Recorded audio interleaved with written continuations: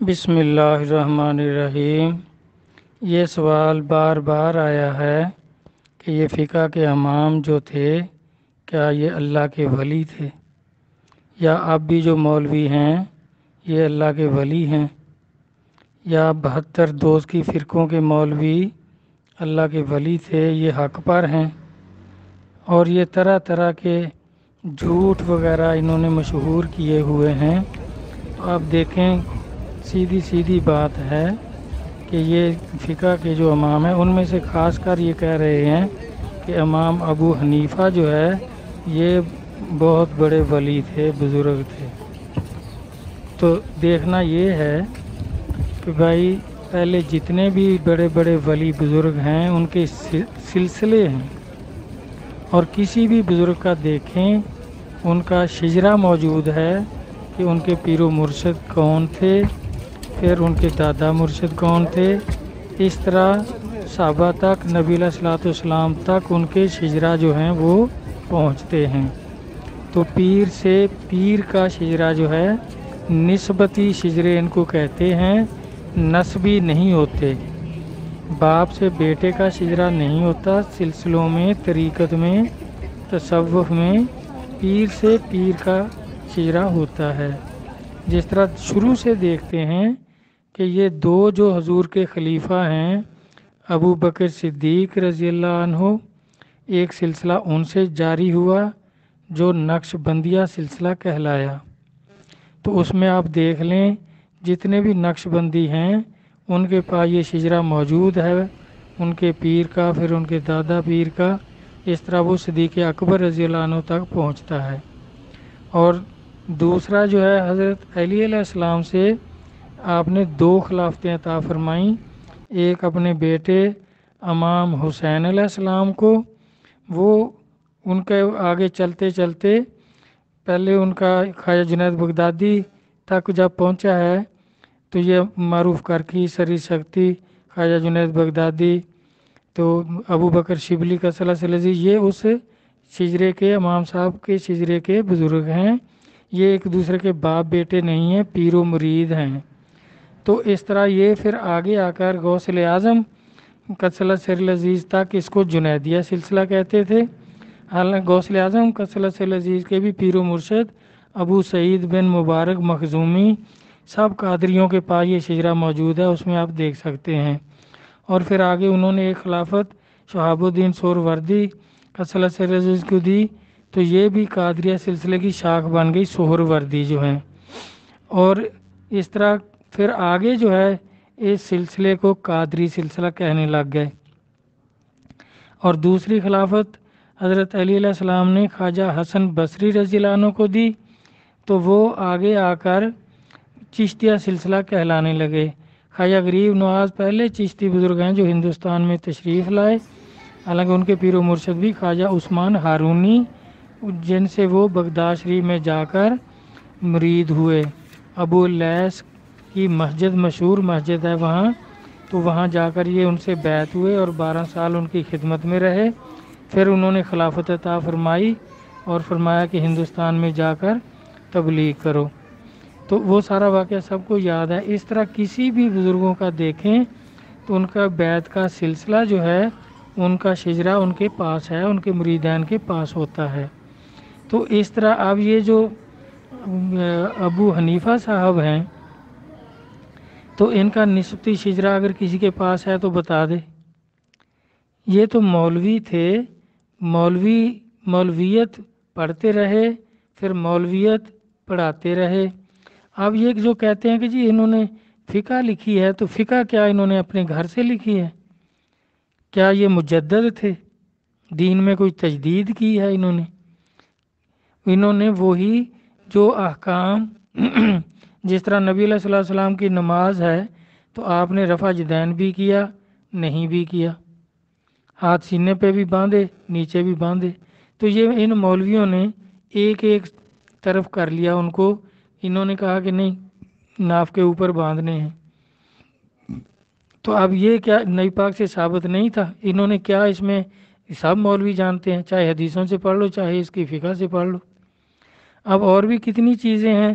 اب اگر یہ اللہ کے ولی ہوتے تو بھائی ان کا بھی پھر سلسلہ ہوتا کسی سے. اب ان کے پیر و مرشد کون ہیں؟ انہوں نے تو کسی سے بیعت نہیں کی. اور پھر جو انہوں نے کتابیں لکھی ہیں اس میں تصوف کے بارے میں تاریخ بتا دیں پڑھ کے کہ تصوف ہوتا کیا ہے، یہ تو اس کے نام سے بھی واقف نہیں تھے. اور ان کو اگر یہ کسی سے مرید ہوتے، بیعت کرتے اور وہ مرشد کامل ہوتے تو پھر وہ ان کو خلافت دیتے، تو وہ خلافت کتابوں میں ہوتی. ان کے پاس اپنے پیر کا شجرہ ہوتا. اس کے حالات جو ہیں اس میں تذکرۃ الاولیاء میں موجود ہیں. میرے سامنے پڑی ہے یہ کتاب، میں نے اس کو ساری کو دیکھا ہے. انہوں نے کسی سے بیعت نہیں کی، یہی شریعت کا علم پڑھا اور اس میں سے یہ ایک طریقے پر انہوں نے لکھ دیا. اب یہ کئی مولوی کہتے ہیں کہ نہیں جی یہ ان کی فقہ کا اختلاف کوئی نہیں ہے، کہ کوئی فرض تو نہیں ہے کہ بھئی ہاتھ اوپر باندھ دیں نیچے باندھ دیں. شافعی اور امام ابو حنیفہ کا کوئی اختلاف ہی نہیں ہے. اگر کوئی اختلاف نہیں ہے تو پھر ہاتھ اوپر رکھو نیچے رکھو، علیحدہ نام رکھنے کی کیا ضرورت ہے؟ شافعی والے جو ہیں وہ آمین کہتے ہیں زور سے، یہ نہیں کہتے. وہ رفع دین کرتے ہیں، یہ حنفی نہیں کرتے. تو یہ انہوں نے مقرر کیا ہے نا. اب اس میں اختلاف کتنا مولوی کر رہے ہیں. جو رفع دین کرتے ہیں وہ کہتے ہیں اس کے بغیر نماز ہی نہیں ہوتی. سارے دیکھ لیں، ان سے اہل حدیث والوں سے پوچھ کے دیکھ لیں. اور یہ جو بریلوی وغیرہ کہتے ہیں کہ نہیں رفع دین نہیں کرنی، تو یہ ان کو بولتے ہیں کہ یہ گھوڑوں کی طرح دم ہلاتے ہیں جو رفع دین کرتے ہیں، حالانکہ نبی صلی اللہ علیہ وسلم سے ثابت ہے کہ آپ نے بھی رفع دین کی ہے. تو اس طرح یہ سارے جتنے فرقے بنائے، یہ اس طرح کے جھگڑے. اب پھر یہاں تک ہے کہ امام شافعی صاحب جو ہیں وہ یہ گوبر وغیرہ کو، لید وغیرہ کو، جانوروں کے پیشاب وغیرہ کو پاک کہتے ہیں، اور کہتے ہیں اس جگہ نماز ہو سکتی ہے. یہ جانوروں کے باڑے میں نماز ہو سکتی ہے یہاں گوبر نظر بھی آ رہا ہو اور اس کے ساتھ صاف جگہ ہو، تو وہ کہتے ہیں اس میں اور اس میں کوئی فرق نہیں ہے. تو اب اختلاف ہی اختلاف ہے سارا. تو اب اس میں ہماری یہ بحث نہیں ہے. دیکھیں طریقت کے جو لوگ ہیں ان کے شجرے ہیں، ان کے پیر و مرشد ہیں. اللہ کے کامل ولی پیر پیر کا باپ یا بیٹا یا قوم کوئی شرط نہیں، اللہ کا ولی ہونا شرط ہے. کسی کامل ولی سے مرید ہوں گے تو پھر آگے ان سے بھی اگر خلافت ہو جائے گی تو ولایت جاری رہے گی، کیونکہ انہوں نے تو کوئی پیر اختیار ہی نہیں کیا. اور آپ دیکھ لیں نبی صلی اللہ علیہ وسلم کا حدیث پاک ہے کہ جس کا شیخ کوئی نہیں اس کا شیخ شیطان ہے. پہلے بھی کتنے میرے بیان ہیں ان میں عرض کر چکا ہوں. اب اس کا کوئی شیخ نہیں ہے. پھر طریقت کا اصول ہے کہ پیر و مرشد کی صورت میں نبی پاک صلی اللہ علیہ وسلم کی زیارت ہوگی. اگر کسی دوسری صورت میں ہوتی ہے تو وہ شیطان ہے، وہ آپ کو شیطان کہہ رہا ہے کہ میں تمہارا نبی ہوں. تو یہ پھر دھوکہ ہی دھوکہ ہے، کیونکہ پیر اور پیغمبر کی صورت شیطان اختیار نہیں کر سکتا. تو اب ان کا پیر کوئی نہیں ہے، اب شیطان اس کو جو مرضی آ کر کہہ دے تو یہ سمجھے گا بس ٹھیک ہے. اس طرح کی یہ زیارتیں کتنی ایسی لکھ رہا ہے. اور پھر یہ دیکھیں اس کا کوئی پیر نہیں ہے، پھر علم اس کو کتنا ہے. اب وہ دیکھیں یہ 200 سال گزر گئے تھے اسلام کو جب یہ پیدا ہوا ہے بغداد میں.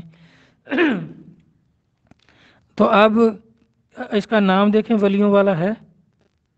کسی اللہ کے ولی کا، کسی صحابی کا نام بتا دیں جو اپنی بیٹی کے نام سے مشہور ہو. بیٹیاں تو عزت دار چیز ہیں، ان کو تو شرم حیا ہوتا ہے. تو آدمی کو اگر کسی آدمی کو، کسی معمولی آدمی کو بھی مجمع میں کوئی اس کی بیٹی کا نام لے کر پوچھے کہ اس کا کیا حال ہے یا آپ اس کے ابو ہیں، تو وہ اس کو تو غصہ چڑھ جائے گا کہ بھئی میری بیٹی کا نام سب کے سامنے کیوں لے رہا ہے، کتنا تو بیوقوف آدمی ہے. اب اور مسئلہ کیا لکھتا ہے جی، جس کی وجہ سے وہ یہ ابو حنیفہ انہوں نے ہونا پسند کر لیا کہ عورتوں نے پوچھا تھا کہ 4 شادیاں آدمی کے لیے جائز ہیں. بھائی یہ امام ابو حنیفہ نے 4 شادیاں جائز کی تھیں مردوں کے لیے. قرآن پاک ان کو نہیں نظر آتا تھا؟ اگر یہ عالم بھی تھے، مجھے تو لگتا ہے یہ عالم بھی نہیں تھا، کوئی جاہل تھا. معمولی 4 کتابیں دیکھی ہوں گی، قرآن پاک میں ہے اللہ تبارک تعالیٰ فرما رہے ہیں شادیاں کرو 2 2 3 3 4 4۔ اگر آپ انصاف نہیں کر سکتے تو پھر ایک ہی کافی ہے۔ اب یہ اللہ کا حکم ہے۔ اب اس ٹائم میں کیا بے دین عورتیں تھیں؟ 200 سال گزرنے کے بعد بھی ابھی عورتیں مسلمان نہیں ہوئی تھیں یہاں کی بغداد کی، کہ انہوں نے آگے پوچھا جی آدمی کے لیے 4 جائز ہیں عورتیں، تو ہمارے لیے کم سے کم 2 تو مرد جائز ہونے چاہیے۔ اب یہ کیسی من گھڑت انہوں نے یہ کہانی بنا لی۔ کیا اس وقت عورتوں کو سرکار کی سیرت یاد نہیں تھی؟ قرآن پاک کی یہ آیات یاد نہیں تھی؟ یا خود مولانا کو یاد نہیں تھی اس امام صاحب کو؟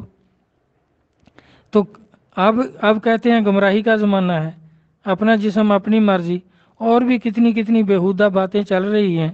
آج تو کبھی عورتوں نے نہیں پوچھا کہ ہمارے لیے بھی 2 آدمی جائز کرو۔ کیا دین ابھی مکمل نہیں ہوا تھا اس کے وقت میں؟ دین تو سرکار کے وقت میں مکمل ہو گیا تھا۔ قرآن میں آیت آ گئی تھی کہ آج کے دن آپ کا دین مکمل ہو گیا، اور اللہ تعالیٰ نے فرما دیا صحابہ کو مخاطب کر کے مسلمانوں کو کہ دین اسلام میں نے آپ کے لیے پسند کر لیا ہے اور تمہارا دین مکمل ہو گیا ہے۔ تو اب یہ کیا نبی تھا جو اسے پوچھ رہی تھی عورتیں کہ بھئی ہمیں بھی 2 آدمی جائز کر دو؟ یہ کیسے جائز کر سکتا تھا؟ اور عورتیں اتنی جاہل تھیں اس وقت کی؟ یہ اس طرح کے من گھڑت۔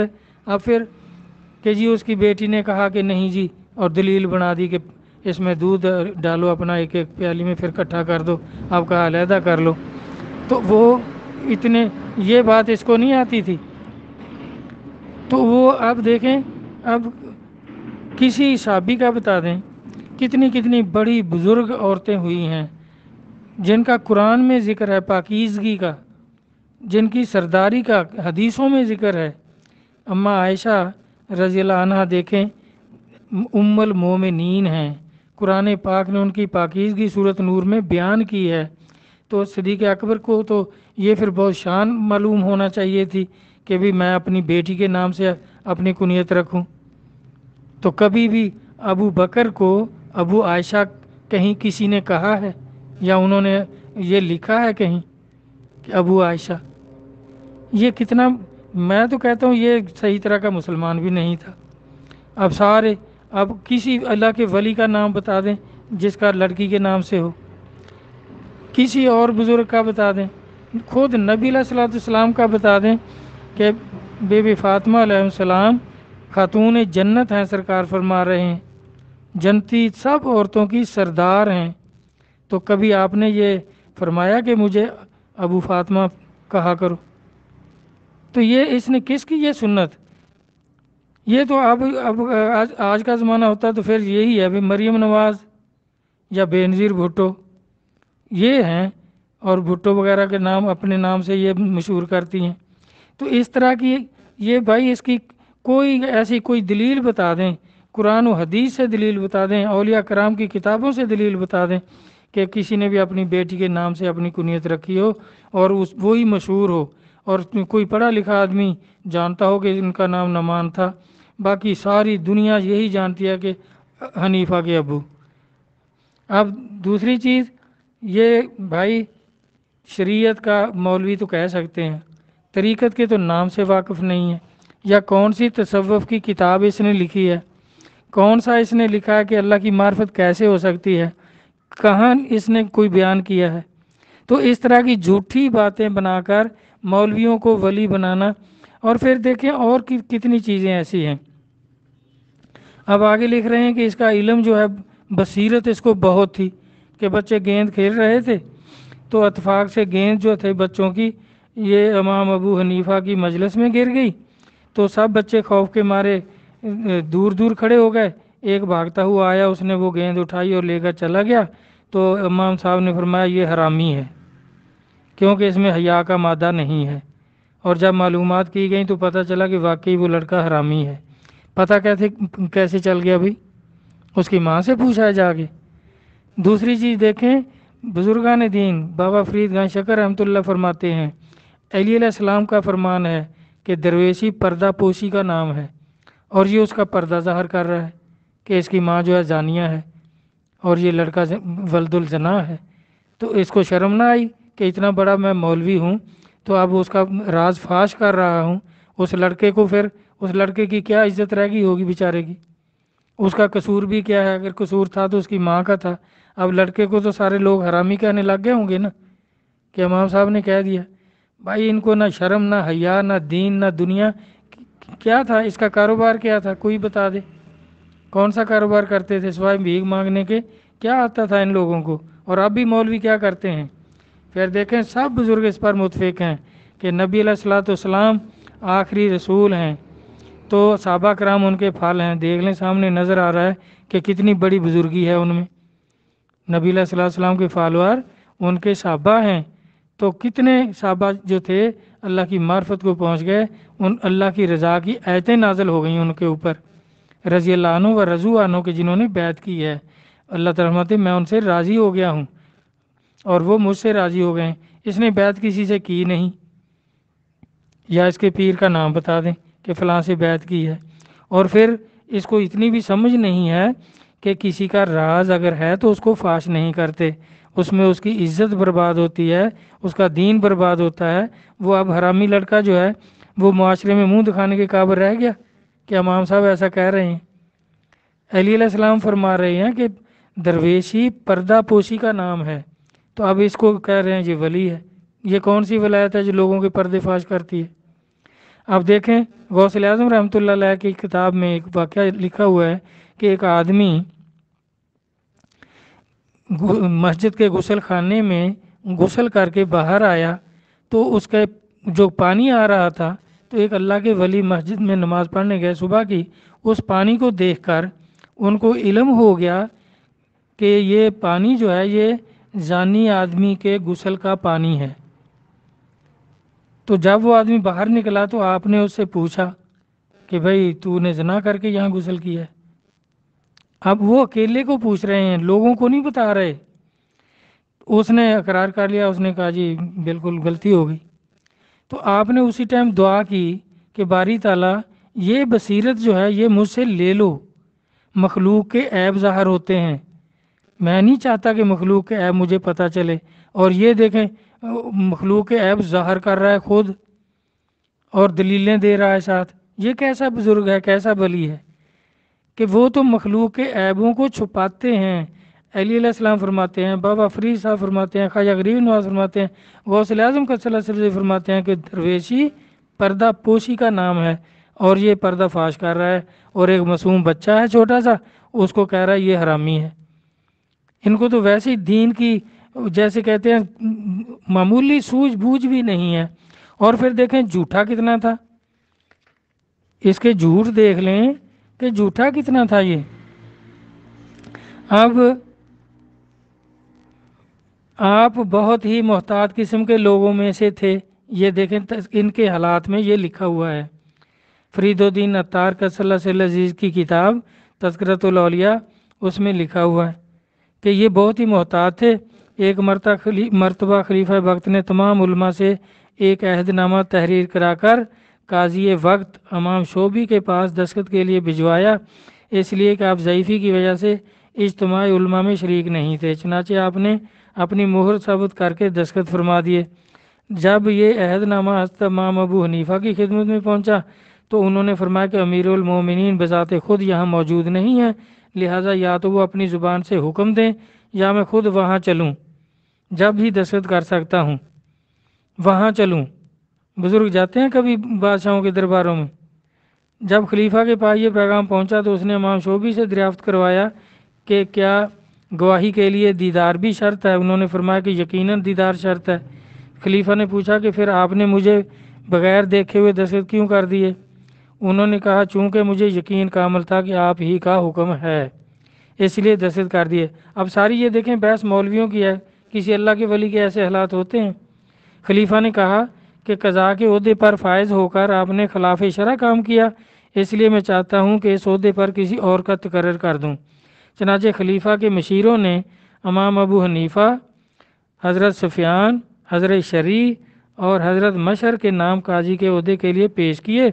اور جب طلبی پر چاروں حضرات دربار کی طرف چلے تو امام ابو حنیفہ نے وہیں سے ہی اب دیکھیں کیا چال شروع کی. انہوں نے فرمایا کہ میں کسی بہانے سے یہ عہدہ قبول نہیں کروں گا۔ بہانہ تو جھوٹ ہوتا ہے کہ میں تو جھوٹ بولوں گا، میں نے یہ عہدہ نہیں لینا، اس میں کوئی جھوٹ بولوں گا۔ اور سفیان تم فرار ہو جاؤ، کہ تم بھاگ جاؤ۔ اب سفیان تم فرار ہو جاؤ، یہ کیا مشورے دے رہا ہے؟ یہ اللہ کے ولی ایسے کام کرتے ہیں؟ اور مشر کو تم پاگل بن جانا وہاں جا کر۔ اس طرح شریک کو اس کے عہدے کے لیے منتخب کر لیا جائے گا۔ چنانچہ حضرت سفیان رضی اللہ عنہ تو راستہ میں سے ہی فرار ہو گئے۔ اب یہ فراڈ، جھوٹ، یہ کون سکھا رہا ہے ان کو؟ امام ابو حنیفہ، ماشاء اللہ۔ اور جب یہ تینوں داخل دربار ہوئے، وہ ایک تو راستے میں بھگا دیا کہ تو بھاگ جا، تو خلیفہ نے امام ابو حنیفہ کو عہدہ قبول کرنے کا حکم دیا، لیکن آپ نے یہ کہہ کر انکار کر دیا میں عربی نسل کا نہیں ہوں۔ بھئی عہدے کے لیے عربی نسل ہونا ضروری تھا؟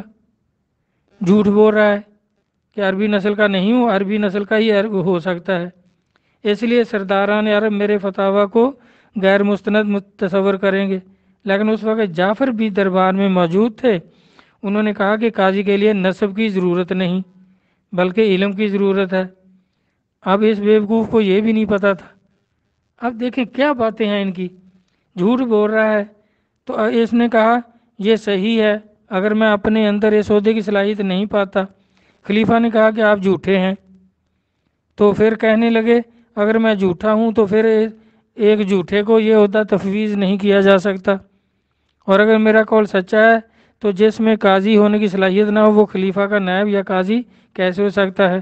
اس کے بعد خلیفہ نے حضرت مشر کو عہدہ قبول کرنے کو کہا تو وہ پاگل بن گیا، کیونکہ اس کو یہ پڑھا کر لے کر گیا تھا نا کہ تو پاگل بن جانا، جبکہ وہ پاگل نہیں تھا۔ یہ ڈرامہ کس نے سکھایا اس کو؟ یہ جھوٹ کس نے بولا؟ اللہ کے ولیوں کے کام ہے یہ، اللہ کے ولی جھوٹ بھی بولتے ہیں۔ تو وہ دوڑ کر خلیفہ کا ہاتھ پکڑ کر اس کی بیوی اور بچوں کی خیریت پوچھنے لگ گیا۔ خلیفہ نے دیوانہ سمجھ کر اس کو بھی چھوڑ دیا، اور حضرت شریع جو تھا اس نے عہدہ قبول کر لیا، اس کو قاضی مقرر کر دیا۔ اور پھر امام ابو حنیفہ صاحب تمام عمر ان سے ملاقات نہیں کی۔ کیوں نہیں ملاقات کی؟ اس نے کیا نجائز کیا تھا؟ اب دیکھیں یہ اس طرح کی جھوٹی باتیں، جھوٹ موٹ سارے، تو یہ اب ولی بناتے ہیں اس کو۔ بھئی اس کے لیے شرط ہے، نبی صلی اللہ علیہ وسلم کی حدیث پاک ہے، مشکات میں موجود ہے علم کا بیان، کہ علم دو ہیں۔ ایک دلوں کا علم ہے، وہ نفع بخش علم ہے جو اس نے اختیار ہی نہیں کیا، وہ طریقت کا علم ہے، تصوف کا علم ہے، جیسے اندر پاک ہوتا ہے، دل پاک ہوتے ہیں، پھر اللہ کا عرش ہوتے ہیں اور اس میں اللہ کا نور جاتا ہے، تو پھر وہ اللہ کی معرفت کو وہ شخص پہنچتا ہے پیر و مرشد کے وسیلے سے۔ اس نے تو کوئی پیر اختیار ہی نہیں کیا۔ دوسرا علم جو تھا اس کا یہ انکاری ہے، شریعت کا علم اس نے پڑھا۔ اس طرح دوسری حدیث بھی ابو ہریرہ رضی اللہ عنہ سے کہ نبی پاک صلی اللہ علیہ وسلم سے علم کے دو برتن مجھے نصیب ہوئے، ایک شریعت کا علم، ایک طریقت کا علم۔ یعنی وہ کہتے ہیں وہ ایک میں نے ظاہر کر دیا جو شریعت کا علم ہے، دوسرا میں اگر ظاہر کروں تو لوگ میرا گلا کاٹ دیں گے۔ تو وہ وہی ہے جو شاہ منصور سے ظاہر ہوا تو ان کو پھانسی آ گئی۔ انا الحق انہوں نے کہہ دیا طریقت کا علم تھا، تصوف کا علم تھا۔ تو یہ تو بیچارے مولوی تھے، اور مولوی بھی کوئی صحیح طرح کے نہیں تھے۔ ایک چیز کہ انہوں نے اگر لکھ لی تو کیا اس سے پہلے اسلام نہیں تھا؟ صحابہ کرام کیا حنفی تھے یا شافی تھے؟ 200 سال کتنے اللہ کے ولی ہوئے ہیں، صحابی ہوئے، تابعی ہوئے، تابعین ہوئے، تبع تابعین ہوئے، تو وہ بغیر فقہ کے کیسے اللہ کی معرفت کو پہنچ گئے؟ اب یہ انہوں نے بنا لیا کہ بھئی پھر ایک بیوقوف آدمی تو کہہ رہا تھا کہ اس کا احسان مانو، اس کو ولی مانو، اس نے بھینس حلال کر دی۔ بھئی بھینس حرام کس نے کی تھی؟ کیا پہلے بھینس حرام تھی؟ پھر کہتا یہ اس نے امام ابو حنیفہ نے فقہ میں لکھا ہے کہ یہ حلال ہے، اور بھائی بغداد میں بھینسیں ہوتی ہیں، یہ تو ہندوستان میں آیا بھی نہیں۔ خواجہ غریب نواز کا کرم ہے، انہوں نے آ کر بتایا، انہوں نے اسلام پھیلایا، لاکھوں لوگ مسلمان ہوئے۔ تو اب ان کا ہی دیکھیں، اللہ کے رسول نے تو قانون بتائے ہیں، چیزوں کے نام لے لے کر نہیں بتایا کہ یہ حرام ہے یہ حلال ہے۔ یہ گھاس کھان والے چوپائے جو ہیں ان کے لیے تو نبی صلی اللہ علیہ وسلم کا فرمان واضح موجود ہے کہ آپ نے فرمایا جو جانور چار پائے والا جانور چوپایا جانور گھاس کھائے اور جگالی کرے وہ حلال ہے، اور جو جگالی نہ کرے وہ حرام ہے۔ تو بھینس اس میں نہیں آتی، یہ جگالی نہیں کرتی گھاس کھا کر، گائے بھی گھاس کھاتی ہے جگالی کرتی ہے۔ اور اسی طرح پرندوں کے بارے میں فرمایا، ابھی یہ دیوبندی مولوی ایک دن لگا ہوا تھا کہ کوے کو 8 دن باندھ لو، گھر کا کھانا کھلاؤ تو یہ حلال ہو جائے گا، تو پھر کتے کو کتنے دن باندھو؟ اب کوے کو جو 8 دن باندھ کر حلال کرنا ہے وہ ایک شٹانگ بوٹی ہوگی اس میں، تو کتا باندھ لینا، 1 مہینہ باندھنے سے ہو جائے گا پاک، حلال ہو جائے گا۔ اس طرح اس کو ذبح کر لیا کریں، پھر دوسرا باندھ لیا کریں، اس کے ختم ہونے تک وہ پاک ہو جایا کرے گا، حلال ہو جایا کرے گا۔ یہ اس طرح کی بونگی باتیں یہ مولویوں کی ہیں۔ بھائی درندے ہمیشہ سے حرام ہیں، کتا نہیں حلال ہو سکتا۔ یہ جو پرندے ہیں ان کے بارے میں نبی صلی اللہ علیہ وسلم نے قانون فرمایا ہوا ہے کہ جو پرندہ پاؤں میں پکڑ کر چونچ سے توڑے وہ حرام ہے، اور جو ویسے ہی چونچ سے اس کو ایسے ہی ٹپا ٹپا کر توڑے وہ حلال ہے۔ مرغی ہے، فاختہ ہے، یا جتنے بھی حلال پرندے ہیں وہ پاؤں نہیں رکھتے اس کے اوپر اپنی کھانے والی چیز پر، چونچ سے ہی توڑتے ہیں، پاؤں نہیں رکھتے۔ یہ کوا تو پاؤں میں پکڑ کر چونچ سے توڑتا ہے، اس کو جتنے دن مرضی باندھ لو پھر بھی پاؤں سے پکڑ کر چونچ سے توڑے گا۔ تو یہ جس طرح کے اب یہ مولوی ہیں، دیوبندی ہیں یا بریلوی ہیں یا کوئی ہیں، اس طرح کا وہ مولوی تھا، کیونکہ اگر ولی ہوتا تو اس سے ولیوں کی پیدائش ہوتی، اس سے آگے یہ مولوی پیدا ہوئے ہیں، یہ فرقوں والے جو ہیں۔ تو سرکار نے فتویٰ دے دیا 72 فرقے دوزخی ہیں، ان کو یہ نہیں سمجھ آ رہا، دوزخی ہونے سے توبہ نہیں کر رہے، کہتے ہیں یہ عیسائیوں یہودیوں کے لیے ہے، حالانکہ عیسائیوں یہودیوں کے لیے سرکار نے علیحدہ فرما دیا کہ ان کے یہودیوں کے 71 فرقے تھے، عیسائیوں کے 72 فرقے تھے، اور میری امت کے 72 فرقے ہوں گے، سارے دوزخی ہوں گے۔ عیسائیوں کے 72 تھے، ایک جنتی تھا، باقی دوزخی تھے۔ اور اپنے فرمایا 3993 نمبر حدیث کھول کر دیکھ لیں، ابن ماجہ فرقوں کا باب، کہ میری امت کے 73 فرقے ہوں گے، 72 فرقے ہوں گے، سارے دوزخی ہوں گے، ایک جماعت اور اس کے ساتھ لگنے والے لوگ جنتی ہوں گے۔ تو میرا بھائی اب دیکھ لیں کسی کے پاس اس کا شجرہ ہو کہ یہ کس اللہ کے ولی سے مرید ہوا تھا تو وہ مجھے ضرور سینڈ کر دے، مہربانی کرے، ہمارے علم میں اضافہ کرے، ہماری رہنمائی فرما دیں۔ اللہ تبارک تعالیٰ اولیاء کرام قرآن و حدیث کو سمجھنے کی توفیق عطا فرمائے، آمین۔ اللہ حافظ۔